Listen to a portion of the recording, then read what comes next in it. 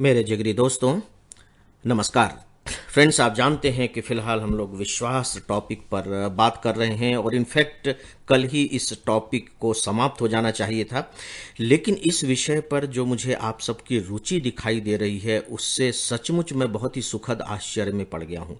और अभी-अभी 2-3 दिनों से जिस तरीके के प्रश्न आप सब पूछ रहे हैं, बहुत ही व्यावहारिक किस्म के प्रश्न, तो मुझे लगा कि नहीं, अभी तो बात अधूरी रह गई है। जब तक मैं व्यावहारिक प्रश्नों को हल नहीं कर पाऊंगा, उनकी जिज्ञासाओं को शांत अगर मैं नहीं करता हूं, तो फिर इस विषय को लेने का कोई मतलब नहीं रह जाता है।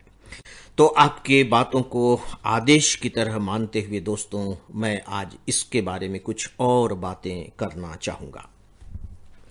पहली बात कि मैं जब कुछ मेल्स पढ़ रहा था तो उसमें विश्वासघात की बात की गई और ये प्रश्न पूछा गया कि सर, हम इस विश्वासघात से उबरे कैसे। उसकी भाषा को पढ़ने के बाद मैं समझ सकता था कि ये किस तरह के विश्वासघात की बात हो रही है। निश्चित तौर पर वह प्रेम संबंधों को लेकर ही था।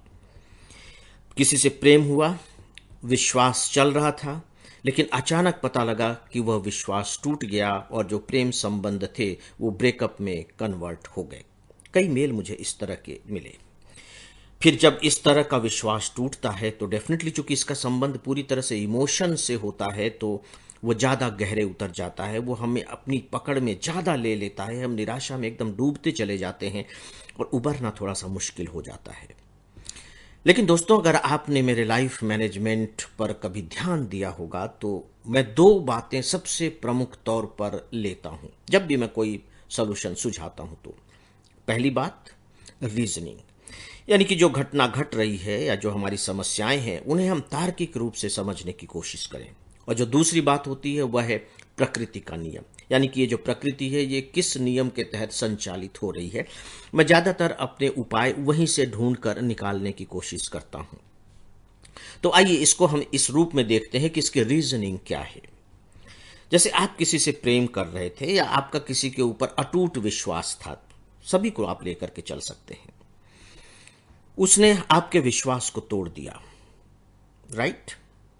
अगर मामला प्रेम संबंध का है तो मैं ये मान करके चलता हूं कि जो उम्र है वो 25 साल के आसपास होगी। ज्यादा ज्यादा चलिए एक्सटेंड कर देते हैं, हम 27-28 साल तक कर देते हैं, ठीक है। यहां तक कि अभी आपकी उम्र है और यहां तक की उम्र में आपको एक ऐसा धोखा, तथाकथित धोखा मिला। देखिए, मैं तथाकथित जानबूझ करके कह रहा हूं क्योंकि ये आपकी समझ है कि आपके साथ धोखा हुआ है, आपके विश्वास को तोड़ा गया है। कल मैंने आप सबसे बात की थी कि उसकी सच्चाई को जानने की कोशिश कीजिए, तो हो सकता है कि चीजें बिल्कुल बदल जाएं और 99% मामलों में चीजें बदल ही जाती हैं। लेकिन चलिए मान लीजिए कि वास्तव में सामने वाले ने धोखा दिया। तो दोस्तों, आप जब रीजनिंग के तहत इसे सोचेंगे, जब तार्किक रूप से इस पर विचार करेंगे, तो आपको लगेगा कि कितनी अच्छी बात हुई कि इससे पहले कि हमारे ये प्रेम संबंध वैवाहिक संबंध में या जीवनगत संबंधों में परिवर्तित होते, सच्चाई पता लग गई। सच्चाई पता लग गई। तो यह तो एक तरह की क्या ईश्वरीय कृपा आपको मालूम नहीं होती है? क्योंकि आपको पता लग गया कि जिसे आप जीवन साथी के रूप में स्वीकार करने जा रहे थे, या आपको लग रहा था कि ये सचमुच में मुझसे इतना प्रेम करता है, इतना प्रेम करती है, वो सच्चाई नहीं थी। और अगर किसी के भी प्रेम में बहुत थोड़े से कारणों से बदलाव आ सके, तो सीधी सी बात है कि फिर उस प्रेम में गहराई तो नहीं है, वो तो बहुत ही एक टेम्परेरी किस्म का रिलेशनशिप है। ये बातें पता नहीं लगती हैं, और जब पता लगती है तब तक इतनी देरी हो चुकी होती है कि वो जिंदगी के लिए नासूर बन करके हमें हमारे अंदर रिश्ती रहती है और हम कुछ नहीं कर सकते। और अगर करते भी हैं, उसके कुछ उपाय भी हैं, तो पता लगता है कि वो दूसरे नासूर को जन्म देकर चला जाता है। एक समस्या खत्म हुई, लेकिन दूसरे किस्म की समस्या बिल्कुल उससे पैदा हो जाती है।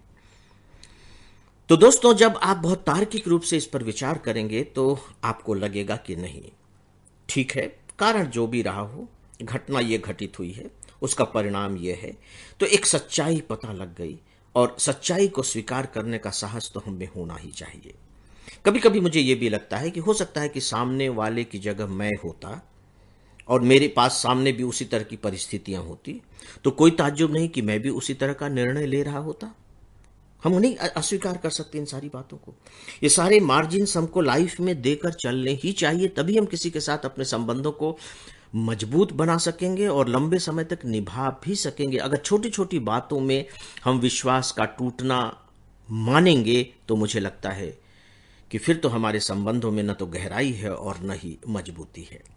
तो फ्रेंड्स, जब भी इस तरह की घटनाएं आपके साथ घटित हों तो प्लीज़ आप थोड़ा सा रैशनल तरीके से सोचने की कोशिश कीजिए, क्योंकि इस तरह के जो मामले होते हैं वो पूरी तरह से भावनात्मक होते हैं।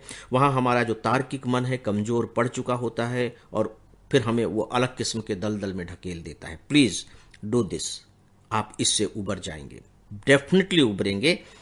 आपको कोई दलदल में ढकेल नहीं सकेगा, मैं आपको विश्वास दिलाता हूँ।